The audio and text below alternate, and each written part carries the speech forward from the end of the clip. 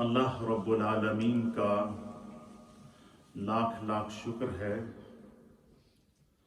کہ ہم اس رب کریم کے انعام اور اکرام کے ساتھ اس کی عطاؤں کے ساتھ رمضان المبارک 1442 ہجری کے دوسرے جمعے کی بابرکات ساعتوں کو اجتماعی عبادت کی صورت میں اللہ کے گھر میں بیٹھے ان لمحات اور اس کی رحمتوں اور مغفرتوں سے جو ہے وہ مستفید ہو رہے ہیں۔ یہ رمضان کا دوسرا جمعہ بھی ہے اور رمضان کا دوسرا عشرہ بھی ہے، اور یہ وہ عشرہ ہے جس کو عشرۂ رحمت کہتے ہیں، عشرۂ مغفرت کہتے ہیں۔ تو اس عشرے کے اندر خدا بند قدوس یہ چاہتا ہے نبی پاک کی حدیث کے مطابق کہ بندہ اپنے گناہوں کو یاد کر کے، اپنے صغیرہ گناہوں کو یاد کر کے توبہ کرے، اپنے کبیرہ گناہوں کو یاد کر کے توبہ کرے، اپنے دانستہ گناہوں کو یاد کر کے توبہ کرے، اپنے نادانستہ گناہوں کو یاد کر کے توبہ کرے، اپنے آمادن اور خطاً گناہوں کو یاد کر کے توبہ کرے، اپنے ظاہر اور مستور گناہوں کو یاد کر کے توبہ کرے۔ یوں تو پورا سال ہم گناہوں میں اٹے رہتے ہیں اور غفلت میں رہتے ہیں، لیکن اس عشرۂ مبارکہ کے اندر رمضان کے دوسرے عشرے کو، جس کو عشرۂ مغفرت کہتے ہیں، اس میں خدا کی طرف سے آواز دی جاتی ہے کہ ہے کوئی مغفرت کا طلبگار کہ اس کے سارے گناہ معاف کر دیے جائیں۔ اب مغفرت کا طلبگار کون ہوگا؟ جو گناہگار ہوگا۔ تو اگر بندے کا دل اتنا سیاہ ہو جائے کہ وہ خدا سے مغفرت مانگنے کے لیے بھی تیار نہ ہو، تو اس کا مطلب کیا ہوا کہ اللہ معاف کرنے کے لیے بھی اس نے مغفرت کے دروازے بھی کھول دیے۔ اس رب نے بخشش اور عطا کے لیے اس کی صدائیں اور رحمتیں آوازیں بھی دیتی رہی، انسان غافل رہا۔ اس کی مغفرتیں آواز دیتی رہی، انسان غافل رہا۔ وہ بار بار یہاں تک اس نے اعلان کر دیا کہ میں آج تمہیں جہنم سے آزاد کروں گا، ایک دفعہ سچے دل سے اپنے رب کی طرف مائل تو ہو جا۔ لیکن اس کے باوجود اگر انسان اللہ تعالیٰ کی طرف مائل نہ ہوگا اور وہ گناہوں کی زندگی گزارے گا، تو وہ پھر وہ ہوگا کہ اس نے جان بوجھ کر جہنم کی آگ میں چھلانگ لگائی۔ تو یہ جو عشرہ اللہ نے ہمیں عطا فرمایا ہے، یہ خدا کی طرف سے اعلان ہے کہ اپنے بڑے سے بڑے گناہ کی توبہ کر لو اور آئندہ وہ گناہ نہ کرنے کی اللہ سے وعدہ کرو۔ خدا تمہارے پہاڑ کے اتنے گناہ ہوں گے پھر بھی معاف کر دے گا۔ ایک روایت کے مطابق اگر تمہارے سچے دل سے توبہ کی تم نے اور اگر تمہارے گناہ سمندر کی جھاگ کے برابر ہوں گے، یہ حدیث کے الفاظ ہیں، خدا پھر بھی معاف کر دے گا۔ اور ایک روایت کے مطابق نبی علیہ السلام نے فرمایا کہ اگر انسان سچے دل سے توبہ کرے تو اگر اس کے گناہ بارش کے قطروں کے برابر ہوں گے، خدا پھر بھی معاف کر دے گا۔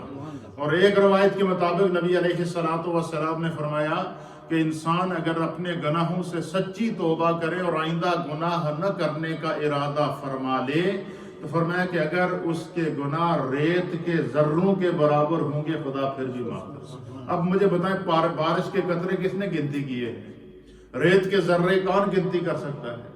یہ ہم نہیں کرتے، وہ خدا ہی جانتا ہے جس نے اس مخلوق کو پیدا کیا ہے۔ لیکن اللہ نے یہ تمثیلات، یہ مثالیں، یہ ایگزامپل کیوں دیے ہیں؟ تاکہ بندہ غافل نہ رہے، گناہ کی زندگی نہ گزارے۔ کیوں؟ کہ رمضان کا مہینہ یہ ہے، کیا ہے؟ فصل کاٹنے کا مہینہ ہے، یہ اللہ کی رحمت کو سمیٹنے کا مہینہ ہے، یہ مغفرتوں کو حاصل کرنے کا مہینہ ہے، یہ خدا کی عطا کا مہینہ ہے، اللہ تعالیٰ سے اجر و ثواب کے اندر اپنے دامن کو بھرنے کا مہینہ ہے، نیکیوں سے اپنے چہرے اور اپنے جسم اور اپنی روح اور اپنے قلب اور اپنے قالب پر نیکیوں کی بہار لانے کا مہینہ ہے۔ اس لیے میرے دوستو، میرے بزرگوں اور بالخصوص میرے نوجوان بہن بھائی جو اس وقت مجھے سوشل میڈیا کے ذریعے یا ریڈیو کے ذریعے یا اس اجتماع میں سن رہے ہیں، ہم نے اپنی زندگی کو بدلنا ہے، اپنی سوچ کو بدلنا ہے اور دنیا کی کائیوں سے نکل کر، گناہ کی وادی سے نکل کر نیکی کی وادی میں آنا ہے۔ دنیا کی مصروفیات کو سے جو ہے وہ غفلت والی زندگی کو چھوڑ کر نور اور عبادت اور اپنے رب کے قرب والی اور روحانیت والی زندگی کی طرف آنا ہے۔ اور فرمائیں کہ جو شخص سچی توبہ کر لیتا ہے اس کے اندر تقوی کا نور جو ہے وہ جاری ہو جاتا ہے۔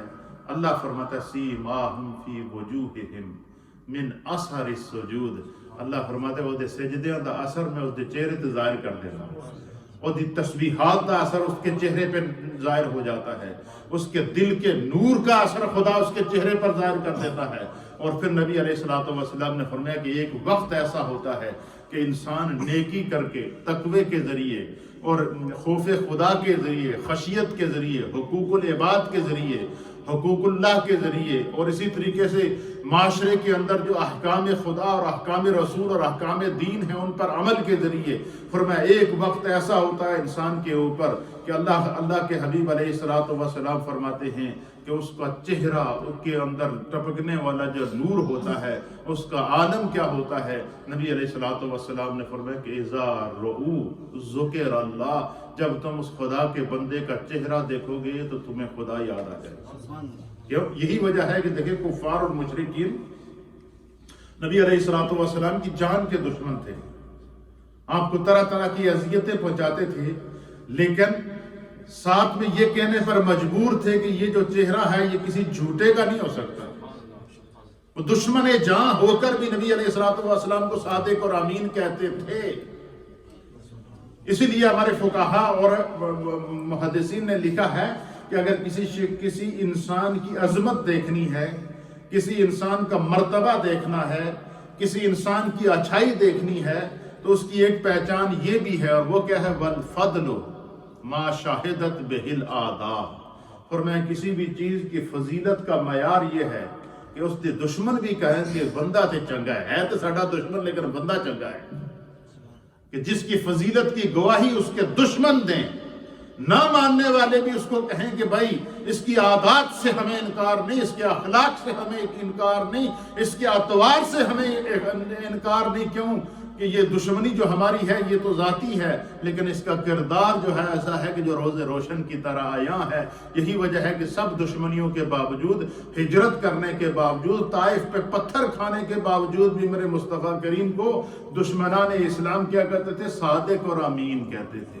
اور جب آپ نے ہجرت کی، اور ہجرت کی شب دیکھیں، لوگ اپنی جان بچانے کے بعد کفار نے جب وہ کیا کیا ہوا تھا؟ محاصرہ کیا ہوا تھا، تلواریں لے کر کھڑے تھے۔ اللہ کے حبیب علیہ السلام جب مولا کائنات کو اپنے بستر پر چھوڑ کر ہجرت کے لیے نکلے، اور اس وقت بھی فرمایا کہ علی فلاں فلاں کافر نے، فلاں فلاں مشرک نے، فلاں فلاں سردار مکہ نے میرے پاس یہ امانتیں رکھی ہیں، اور یہ امانتیں ان کو میری طرف سے لوٹا دینا۔ اسی طرح وہ امانتیں آپ ان کو دے کر گئے۔ کیوں کہ کفار نے بھی آپ کو صادق اور امین کہا تھا۔ اس لیے اپنے کردار کو بدلنا، اپنے اطوار کو بدلنا، اپنے اخلاق کو بدلنا یہ ہم سب کے لیے ضروری ہے، اور ہم نبی پاک کے امتی ہیں، اور ہم پر اطاعت رسول لازم ہے، فرض ہے، واجب کے درجے کے اندر ہے۔ قرآن حکیم فرقان مجید کی سورہ البقرہ میں نے آپ کے سامنے اس کی ایک آیت تلاوت کی ہے۔ اللہ فرماتا ہے یسألونک ماذا ینفقون، جو میں نے گزشتہ جمعۃ المبارک کو احکام زکوٰۃ اور احکام صدقہ اور احکام خیرات بیان کیے تھے قرآن کی روشنی میں، آج اس کے متعلق چند 2 4 5 احادیث جو اس وقت کے اندر میں بیان کر سکا، 2 4 احادیثیں پیغام مصطفیٰ آپ کی خدمت میں پیش کروں۔ اپنی طرف سے کوئی بات نہیں ہوگی، نبی پاک کی باتیں آپ تک پہنچائیں گے۔ اور یہ جو بات میں ابھی آپ کے ساتھ کر رہا ہوں یہ قرآن کا پیغام ہے، یہ میرے رب کا پیغام ہے نبی کی امت کے لیے۔ کیا ہے؟ جب لوگ ایمان لائے نا تو حضور علیہ الصلوۃ والسلام نے ان سے فرمایا کہ تم اگر صاحب نصاب ہو تو تمہیں زکوٰۃ ادا کرنی پڑے گی، تم مسلمان ہو چکے ہو تو سب سے پہلے ایمان کے بعد تم پر نماز فرض ہے، بلوغت کے بعد تم نماز کو نہیں چھوڑ سکتے، تم نے 5 وقت کی نماز ادا کرنی ہے۔ پھر نماز کے احکام بتائے، پھر زکوٰۃ کے احکام بتائے، پھر روزے کے احکام بتائے، پھر جو ہے وہ حج کے احکام بتائے۔ اسی طریقے سے یہ جو پلرز آف اسلام ہے میرے مصطفیٰ کریم نے سب سے پہلے ان کی امت کو تعلیم دی، کیونکہ ان 5 پلرز کے اندر پورا دین اللہ نے رکھا ہے۔ یہ اسلام کے 5 جو پلرز ہیں ان کے اندر جو وہ اسلام پورا دین رکھا ہے۔ تو صحابہ اکرام پھر نبی علیہ السلام سے مختلف سوالات کرتے تھے کہ اگر ہم مال خرچ کریں، زکوٰۃ ادا کریں تو ہمیں اس کا کیا بینیفٹ ملے گا، اور ہم زکوٰۃ خرچ دیں، مال دیں، پھر اسی طریقے سے مختلف جب احکام ہوتے تھے صحابہ سوال کرتے تھے تو حضور علیہ السلام ان کو جواب دیتے تھے۔ تو اللہ فرماتا ہے وَيَسْأَلُونَكَ مَاذَا يُنْفِقُونَ، اے میرے محبوب آپ سے یہ لوگ پوچھتے ہیں کہ ہم اللہ کے راستے میں کتنا خرچ کریں۔ حضور نے جب کہا نا کہ اپنے مال سے زکوٰۃ نکالو، صدقات دو، اللہ کے راستے میں مال کو خرچ کرو، تو صحابہ اکرام نے سوال کیا کہ یا رسول اللہ ہم کتنا اللہ کے راستے میں خرچ کریں، اس کی مقدار کیا ہے؟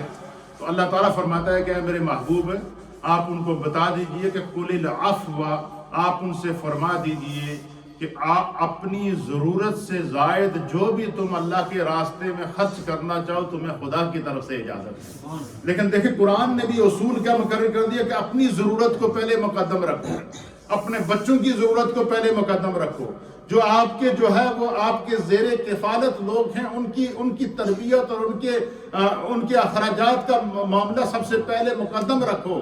فرمایا جب تم اپنی ضرورتیں پوری کر چکو اس کے بعد بھی اگر تمہارے پاس مال بچتا ہے تو سمجھ لو خدا نے تم پر فضل کیا ہے، پھر اللہ کے راستے میں خرچ کرنے میں کبھی کنجوسی نہ کرنا، زکوٰۃ کی ادائیگی میں کنجوسی نہ کرنا، صدقات کی ادائیگی میں کنجوسی نہ کرنا، غرباء اور فقراء کا حق ادا کرنے کے اندر کبھی کنجوسی نہ کرنا۔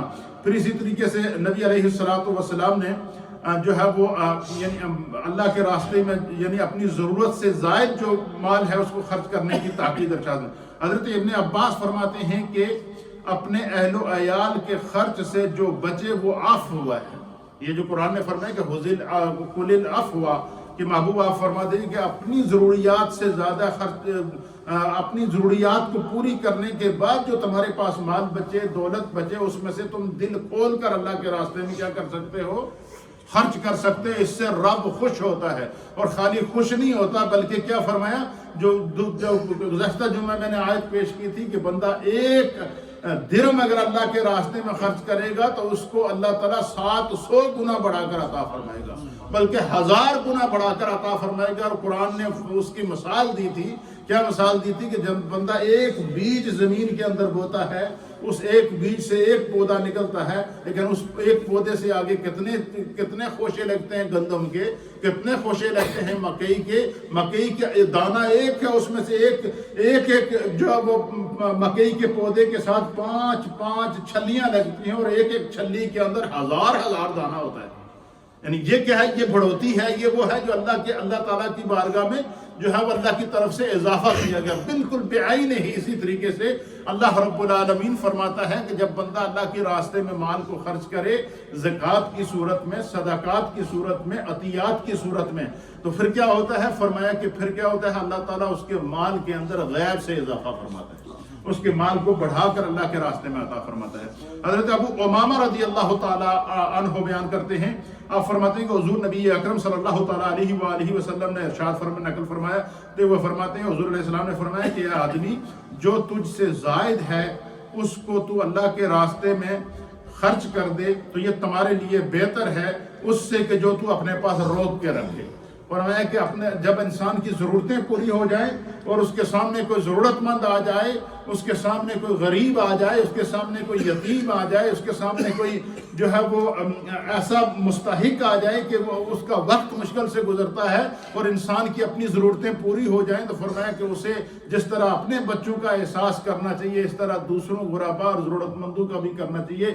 یہی وجہ ہے کہ نبی علیہ السلام نے رمضان المبارک کے بابرکت مہینے کا خطبہ دیتے ہوئے ارشاد فرمایا کہ وَهُوَ شَهْرُ الْمَوَاسَاتِ، یہ جو رمضان کا مہینہ ہے یہ غم خواری کا مہینہ ہے، یہ دوسروں کے دکھوں کو سمجھنے کا مہینہ ہے۔ تو یہ قرآن کریم فرقان مجید کے وہ پیغامات تھے جو مختلف انداز میں اللہ تعالیٰ نے ارشاد فرمائے۔ تو اللہ تعالیٰ نے 82 مقامات پر، جس طرح کہ میں نے آپ کی خدمت میں پیش کیا تھا کہ قرآن حکیم فرقان مجید کو کا جو ہے وہ نماز کے ساتھ زکوٰۃ کا حکم ارشاد فرمایا، اللہ کے راستے میں مال خرچ۔ آج چند احادیث میں آپ کی خدمت میں پیش کروں گا۔ میرے سامنے حدیث ہے، اس حدیث کو امام احمد بن حنبل رحمۃ اللہ تعالیٰ علیہ نے جو ہے وہ نقل فرمایا ہے مسند امام احمد کے اندر، اور اسی طریقے سے صاحب مشکات نے بھی اس حدیث کو نقل فرمایا ہے، اور اس حدیث کے راوی ہیں حضرت انس بن مالک رضی اللہ تعالیٰ عنہ۔ آپ بیان فرماتے ہیں کہ قال وعن انس بن مالک رضی اللہ تعالیٰ عنہ قال کہ آتا رجل من تمیم رسول اللہ صلی اللہ تعالیٰ علیہ وآلہ وسلم فقال یا رسول اللہ صلی اللہ تعالیٰ علیہ وآلہ وسلم۔ حضرت انس بن مالک کہتے ہیں کہ بنو تمیم خاندان کا ایک شخص نبی علیہ السلام کی بارگاہ میں حاضر ہوا اور اس نے عرض کیا یا رسول اللہ، اے اللہ کے پیارے حبیب لبیب، انی ذو مال کثیر وذو اہل ومال حاضرۃ فاخبرنی کیف اصنع وکیف انفق۔ فقال رسول اللہ صلی اللہ تعالیٰ علیہ وآلہ وسلم تخرج الزکاة من مالک فإنها طہرۃ تطہرک وتصل اقرابک وتعرف حق المسکین والجار والسائل۔ بڑی پیاری اور بڑی ایمان افروز حدیث ہے۔ حضرت انس بن مالک کہتے ہیں کہ نبی علیہ السلام کی خدمت میں قبیلہ بنی تمیم کا ایک شخص حاضر ہوا اور اس نے عرض کیا کہ یا رسول اللہ، یا حبیب اللہ، مجھے انی ذو مال کثیر، خدا نے میرے تے بڑا کرم کیتا، اللہ نے مینوں بڑا مال اور دولت دیتا ہے۔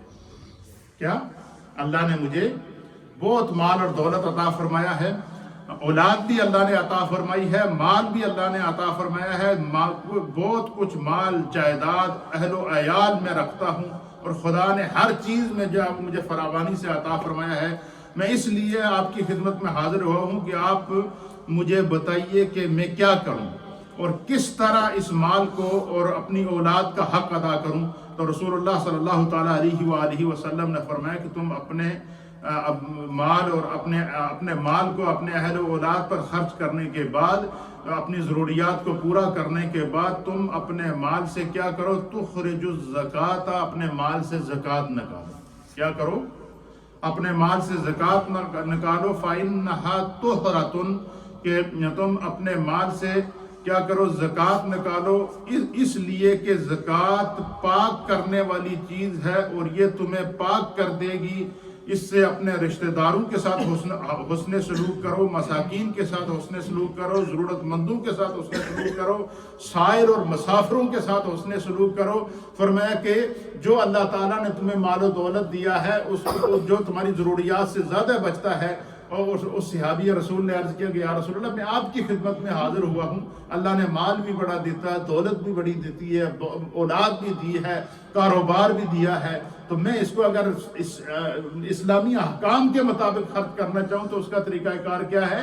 تو اللہ کے حبیب نے فرمایا کہ پہلے اپنی ضرورتیں پوری کرو، اپنے بچوں کی ضرورتیں پوری کرو، اس کے بعد جو مال تمہارا بچتا ہے وہ اگر اس پر سال گزر چکا ہے اور وہ نصاب کو پہنچتا ہے تو اپنے مال سے زکوٰۃ نکالو، وہ مال تمہیں بھی پاک کرے گا، تمہارے مال کو بھی پاک کرے گا، تمہاری اولاد کو بھی پاک کرے گا۔ یہ پہلی اس حدیث کے اندر نبی پاک صلی اللہ تعالیٰ علیہ وسلم نے کیا سبق دیا کہ زکوٰۃ ادا کرنے سے مال کیا ہوتا ہے؟ پاک ہوتا ہے، اور یہ پاکی اس طرح ہوتی ہے کہ جس طرح انسان روزے کی حالت میں، نماز کی حالت میں، نیکیوں کی حالت میں تقوی کے نور سے اپنے باطن کو پاک کرتا ہے۔ قرآن اس منظر کو بیان فرماتا ہے کہ نبی علیہ السلام کی مجلس میں جب صحابہ آتے تھے تو کیا ہوتا تھا؟ وَيُعَلِّمُهُمُ الْكِتَابَ وَالْحِكْمَةَ، میرے مصطفیٰ انہیں کتاب اور حکمت کی تعلیم دیتے تھے۔ پھر کیا ہوتا تھا؟ پھر نبی پاک ان پر نگاہ کرم فرماتے تھے، وَيُزَكِّيهِمْ، اللہ ان کے باطن کو بھی پاک کر دیتا۔ فرمایا کہ دیکھیں میں نے میرا جو روزمرہ کا درس چل رہا ہے اس میں طہارت کے احکام چل رہے ہیں، وضو، غسل، اچھے لباس اور لباس کی پاکی، جسم کی پاکی، وضو کے اعضاء کی پاکی سے انسان کا ظاہر پاک ہوتا ہے۔ روزے کے ساتھ، تقوی کے ساتھ، طہارت کے ساتھ، خشیت الہی کے ساتھ، کثرت استغفار کے ساتھ انسان کا باطن پاک ہوتا ہے۔ اور فرمایا اللہ کے راستے میں مال خرچ کرنے سے، زکوٰۃ دینے سے، صدقات دینے سے، عطیات دینے سے کیا ہوتا ہے؟ فرمایا انسان کا مال بھی پاک ہو جاتا ہے۔ تو سب سے کامیاب انسان کیا ہے؟ جس کا جسم بھی پاک۔ سب سے کامیاب انسان کیا ہے؟ جس کی روح بھی پاک۔ سب سے کامیاب انسان کیا ہے؟ جس کا ظاہر بھی پاک۔ سب سے کامیاب انسان کیا ہے؟ جس کا باطن بھی پاک۔ سب سے کامیاب انسان کیا ہے؟ کہ جس کا مال بھی پاک۔ سب سے کامیاب انسان کیا ہے؟ جس کی اولاد بھی پاک۔ اس لیے اللہ رب العالمین کے پیارے حبیب نبی رحمت صلی اللہ تعالیٰ علیہ وسلم کی منشا اور مرضی کیا ہے؟ کہ میری امت پاکیزہ ہو کر جنت کے اندر داخل ہو۔ اللہ اکبر۔ دوسری حدیث سماعت فرمائیں، وعن ابی درداء رضی اللہ تعالیٰ عنہ، امام طبرانی نے اس حدیث کو نقل فرمایا، حضرت ابی درداء رضی اللہ تعالیٰ عنہ اس حدیث کا راوی ہیں۔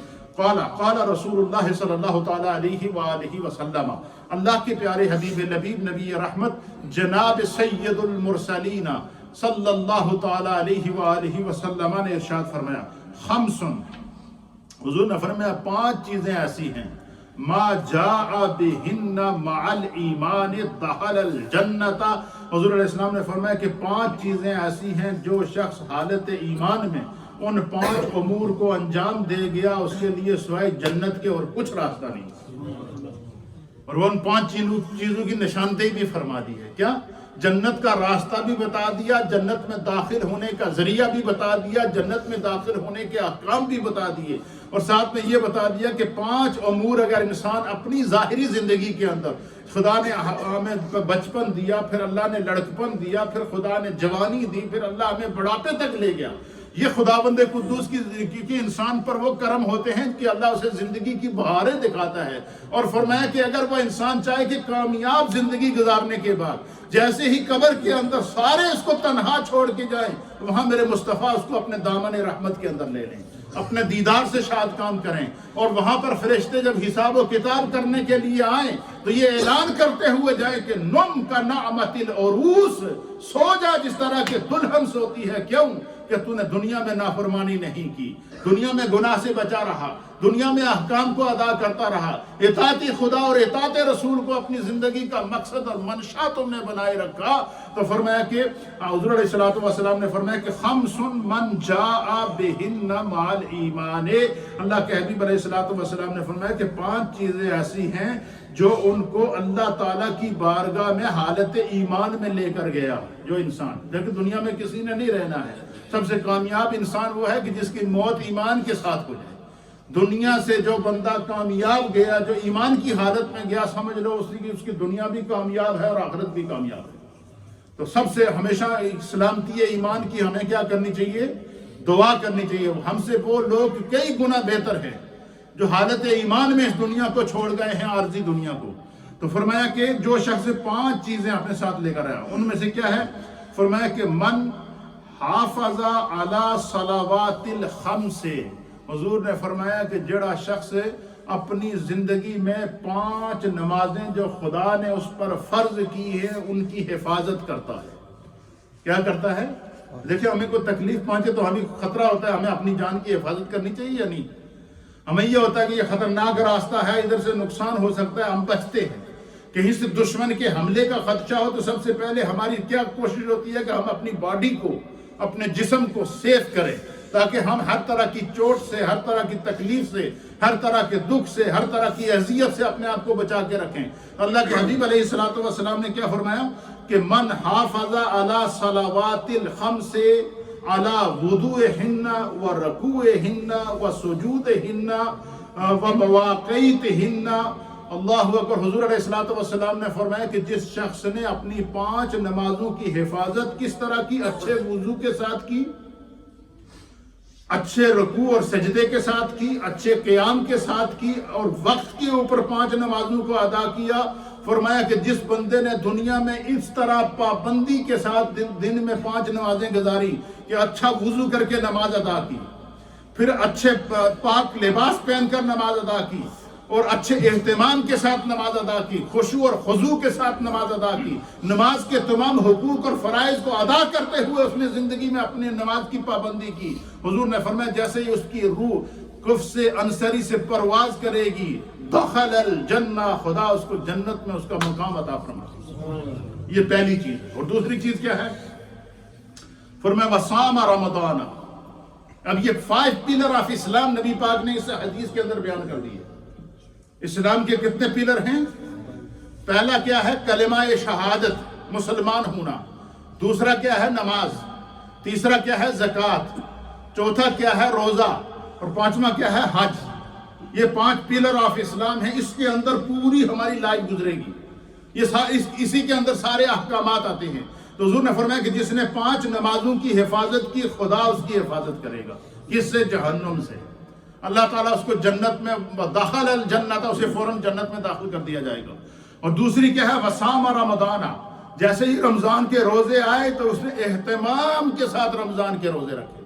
فرمایا جو رمضان کے روزے پابندی کے ساتھ رکھتا ہے، اہتمام کے ساتھ رکھتا ہے، پورے انصرام کے ساتھ رکھتا ہے، فرمایا اس نے زندگی میں اپنے روزوں کو بغیر کسی عذر شرعی کے ضائع نہیں کیا، جیسے ہی اس کی روح اس کے جسم سے نکلے گی داخل الجنہ، خدا اس کے جنت عطا فرما دے۔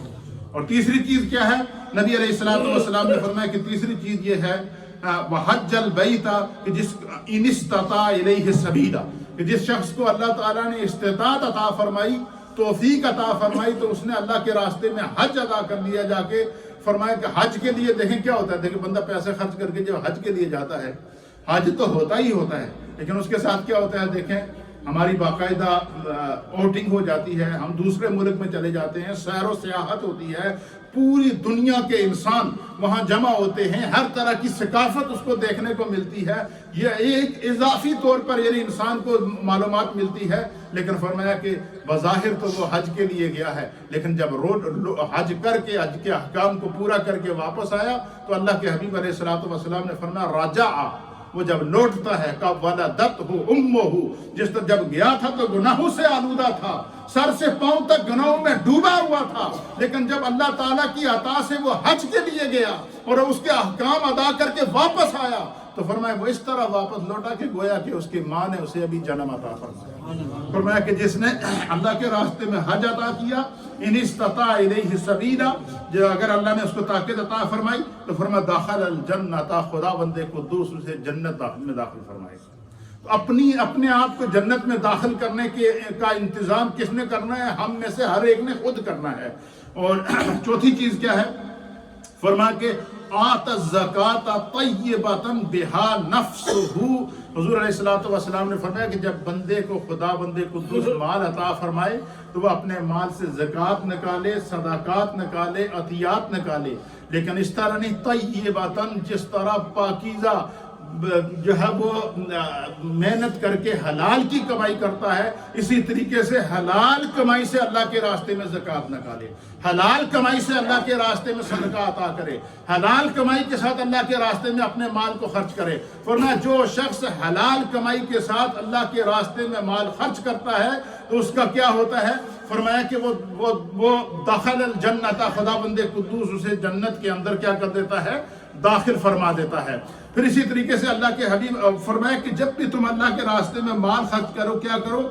طیبۃ بہا نفسہ، حضور علیہ الصلوۃ والسلام نے فرمایا کہ دل کھول کر اللہ کے راستے میں، دل کو تنگ کر کے کبھی کسی غریب پر احسان نہ کرنا، دل کو تنگ کر کے کبھی کسی یتیم پر احسان نہ کرنا، دل کو تنگ کر کے کبھی کسی مسکین پر احسان نہ کرنا، دل کو پھر یہ بھی فرمایا حضور علیہ الصلوۃ والسلام نے کہ کچھ لوگوں کی یہ عادت ہوتی ہے کہ اللہ کے راستے میں مال خرچ کرنے کے بعد غریب یتیم مسکین کو دینے کے بعد پھر وہ سارا سال اس کو احسان جتلاتے رہتے ہیں کہ میں نے تھوڑی بڑی خدمت کر دیتی ہے، میں تھوڑی خدمت کر۔ فرمایا کہ یتیم اور غریب اور مسکین اور ضرورت مند کو مال دے کر اس کے ساتھ کبھی اس کو احسان نہ جتلانا، کبھی اس کو تانا نہ دینا، ورنہ تمہارا مال ضائع ہو جائے گا، تمہاری نیکی ضائع ہو جائے گی۔ تو یہ وہ 5 امور ہیں جو میرے مصطفیٰ نے بیان فرمائے، اور ساتھ میں کیا فرما دیا کہ خمس من جاء بہن مع الایمان، یہ 5 امور جس انسان نے حالت ایمان میں اپنی زندگی میں خود انجام دیے۔ حضور نے فرمایا کہ بندہ دنیا میں یہ کام کر گزرتا ہے، میں مصطفیٰ ہاتھ سے پکڑ کر داخل الجنت، اسے جنت میں لے کر جاؤں۔ اس سے بھی بڑا کوئی اعزاز ہو سکتا ہے؟ اس سے بھی بڑا کوئی اکرام ہو سکتا ہے کہ میرے مصطفیٰ کہیں کہ آؤ میرے دامان رحمت کے اندر، تو نے دنیا میں نماز کی پابندی کی، آؤ میرے دامان رحمت کے اندر، تو نے دنیا میں زکوٰۃ کی۔ دیکھیں دنیا میں ہم جب کوئی اجتماعی طور پر خاندانی کوئی گیدرنگ ہو، یہ ایک میں مثال دے رہا ہوں مسئلہ سمجھانے کے لیے، جب کوئی خاندانی گیدرنگ ہو اور اجتماعی طور پر خاندان کسی کی کوئی مدد کرنا چاہے یا کچھ کرنا چاہے تو ہماری یہ عادت ہوتی ہے کہ خاندان میں ساڈا نام اونچا ہونا چاہیے یا نہیں ہونا چاہیے؟ یہ ہوتا ہے یا نہیں؟ فرمایا کہ ایک دربار قیامت میں لگے گا۔ وہ ہمارے بابا جی فرمایا کرتے تھے ایک تو دنیا کے دربار ہیں، ایک دربار قیامت میں لگے گا۔ فرمایا حضور نے فرمایا کہ قیامت میں جنت کے دروازوں کے اوپر بورڈ لگے ہوں گے. فرمایا باب الصدقہ، باب الصلاۃ، باب الریان، باب الحج. فرمایا کہ اعلان کیا جائے گا جنہیں حج کی تھے اس راستے سے آؤ، جنہوں نے زکوٰۃ دی اس راستے سے آؤ، جنہوں نے جو ہے وہ نمازیں ادا کی وہ اس راستے سے آؤ. تو جب 8 دروازے حضور علیہ الصلوۃ والسلام نے فرمایا جنت کے ہوں گے، اور ہر دروازے کے اوپر کوئی نہ کوئی بندہ جس نے زندگی میں کوئی اچھا کام کیا ہوگا، دل سے کیا ہوگا، خدا اس کو اس دروازے سے داخل کرے گا. اور یہی بات نبی پاک صلی اللہ علیہ وسلم نے فرمایا کہ جسے اللہ دنیا میں عزت دے اس مسلمان کو یہ ایمان رکھنا چاہیے کہ خدا اسے آخرت میں رسوا نہیں فرمائے گا. لیکن اس کے لیے کیا ایمان کی ضرورت ہے، اخلاص کی ضرورت ہے، تقوی کی ضرورت ہے، نور کی ضرورت ہے، ظاہری نور کی ضرورت ہے، باطنی نور کی ضرورت ہے. پھر اللہ کے حبیب علیہ الصلوۃ والسلام نے کیا فرمایا؟ فرمایا کہ 8 دروازوں سے ان لوگوں کو داخل کیا جائے گا جنہوں نے دنیا میں احکام خدا پر عمل کیا، احکام دین پر عمل کیا، رسول اللہ کے فرمان کے مطابق اپنی زندگی گزاری. یہ حضور بیان فرما رہے تھے تاجدار صداقت، اللہ اکبر، امیر المؤمنین، خلیفۃ المسلمین، افضل البشر بعد الانبیاء بالتحقیق، جناب سیدنا صدیق اکبر رضی اللہ تعالیٰ عنہ اس محفل میں بیٹھے تھے. انہوں نے عرض کیا کہ یا رسول اللہ، کیا آپ کے غلاموں میں سے کوئی ایسا بھی ہے کہ جنہوں 8 دروازے میں جو آواز دیتی جیسی 8 دروازے سے پکاریں گے کہ ادھر سے آ جا؟ تو حضور نے فرمایا وہ ایک ہی ہے اور اس کا نام صدیق اکبر ہے. فرمایا میرا صدیق وہ ہے کہ جسے 8 دروازوں سے آواز دی جائے گی، جو اس کے باب الایمان سے بھی پکارا جائے گا، میرے صدیق کو باب الزکوٰۃ سے بھی پکارا جائے گا، میرے صدیق کو باب الصدقہ سے بھی پکارا جائے گا، میرے صدیق کو باب الحج سے بھی پکارا جائے گا، میرے صدیق کو باب الریان سے بھی پکارا جائے گا. فرمایا جنت کے 8 دروازے صدیق کو آواز دے رہے ہوں گے. اس لیے اللہ کے حبیب علیہ الصلوۃ والسلام نے نشاندہی فرما دی کہ تم اگر ان امور کو لے کر قبر میں جاؤ گے، فرمایا میں مصطفیٰ تمہارا انتظار کروں گا، میں تمہیں ہاتھ سے پکڑ کر جنت کے اندر لے کر جاؤں گا. تیسری حدیث اور آخری حدیثیں تو بہت ساری، میں نے تقریباً 15 حدیثیں جمع کی تھی، لیکن یہ نبی کی باتیں ہیں. یہ بیان کرتے ہوئے دل کے اندر ایک محبت اور عشق کا جذبہ پیدا ہوتا ہے. اس لیے تشریحات میں تھوڑا سا ٹائم آ جاتا ہے. تشریحات اس لیے بیان کرنی پڑتی ہیں تاکہ جو حدیث کی روح ہے وہ ہمارے روح کے اندر داخل ہو سکے، ہمارے دماغ اور فکر کے اندر داخل ہو سکے. وعن عائشہ رضی اللہ تعالی عنہا ام المؤمنین سیدہ، یہ بھی امام احمد بن حنبل رحمۃ اللہ علیہ نے مسند امام احمد میں اس حدیث کو نقل فرمایا ہے. ام المؤمنین سیدہ عائشہ صدیقہ رضی اللہ تعالی عنہا بیان کرتی ہیں حضور ان رسول اللہ صلی اللہ تعالی علیہ وآلہ وسلم، نبی علیہ الصلوۃ والسلام نے ارشاد فرمایا قال ثلاث اخلف علیہن لا یجعل اللہ من لہ سہم فی الاسلام کمن لا سہم لہ. اللہ اکبر. فرمایا کہ وَالسَّهْمُ الْإِسْلَامِ ثَلَاثٌ الصَّلَاةُ وَالصَّوْمُ وَالزَّكَاةُ. اللہ کے حبیب علیہ الصلوۃ والسلام نے ارشاد فرمایا، ام المؤمنین فرماتی ہیں نبی علیہ الصلوۃ والسلام نے فرمایا کہ 3 چیزیں ایسی ہیں کہ ان کی قسم، نبی علیہ السلام نے فرمایا کہ میں ان کے بارے میں قسم کھا کر تمہیں ان کی عظمت کو بیان کرتا ہوں. اب یہ کون بیان کر رہے ہیں؟ میرے مصطفیٰ فرمایا کہ 3 امور زندگی میں ایسے ہیں اگر تم کر جاؤ تو حضور نے فرمایا کہ میں قسم کھا کر تمہیں اس کی ضمانت دیتا ہوں. اور وہ کیا ہے؟ حضور نے فرمایا کہ ان میں سے پہلی چیز کیا ہے؟ فرمایا کہ جس کا اسلام میں کچھ نہ کچھ حصہ ہو، اللہ تعالیٰ اس کو کبھی اس شخص کے برابر نہیں کرے گا جس کا کچھ حصہ نہ ہو. فرمایا جس نے اسلام کے لیے، قرآن میں اللہ فرماتا ہے کہ فَمَن يَعْمَلْ مِثْقَالَ ذَرَّةٍ خَيْرًا يَرَهُ وَمَن يَعْمَلْ مِثْقَالَ ذَرَّةٍ شَرًّا يَرَهُ. میرے مصطفیٰ اس آیت کی تفسیر میں کیا فرماتے ہیں؟ فرمایا جس کا اسلام میں کوئی نہ کوئی حصہ ہوگا اس کا حصہ ضائع نہیں ہوگا، خدا اس کو اس کی جزا عطا فرمائے گا. پھر اسی طریقے سے اللہ کے حبیب علیہ الصلوۃ والسلام نے فرمایا کہ پھر دوسری چیز کیا ہے؟ فرمایا کہ اللہ تعالیٰ جس بندے کو دنیا میں نگہبان اور محافظ رہا ہو، قیامت کے دن اللہ تعالیٰ اس کو کسی اور کے حوالے نہ کرے گا. اللہ اکبر.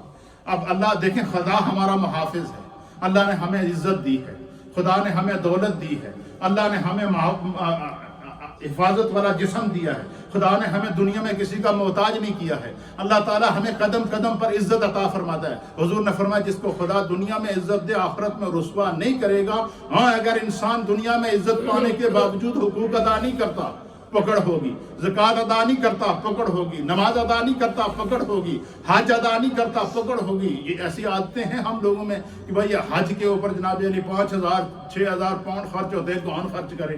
تو پتہ چلا جی بینک کے اندر 20,000 پاؤنڈ پڑے ہوئے ہیں، لیکن 5,000 پاؤنڈ اپنی ذات پر خرچ کرنے کے لیے تیار نہیں ہے. اور موت کے ایک لمحے کا بھی پتہ نہیں ہے کہ کل روح نکل گئی تو پیچھے اولادیں لڑیں گی کہ بھائی ہمارا حصہ کہاں ہے.